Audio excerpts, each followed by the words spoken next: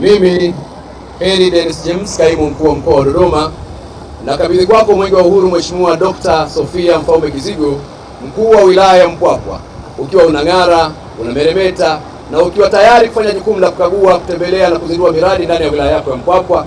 Ni imani yangu wewe pamoja na wananchi mtampokea kiongozi wa mbio za mwenge akiwa salama na atafanya majukumu yake vizuri, lakini pia mtawapokea wakimbiza mwenge watano wakiwa salama na wakifanya kazi yao vizuri, lakini pia mtawapokea waratibu wa mwenge ngazi ya kitaifa na mkoa katika jukumu hili kubwa utakalolifanya kwa niaba ya serikali na wananchi ndani ya wilaya yako ya Mpwapwa. Mwenyezi Mungu akusaidie.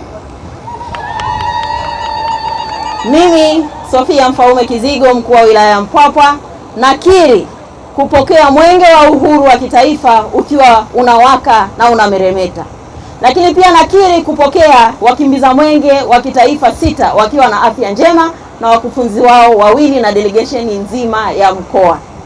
Mwenge wa uhuru wilaya ya Mpwapwa utakimbizwa kilomita 300.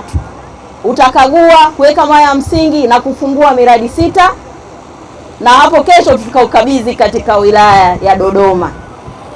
Mwenyezi Mungu tusaidie.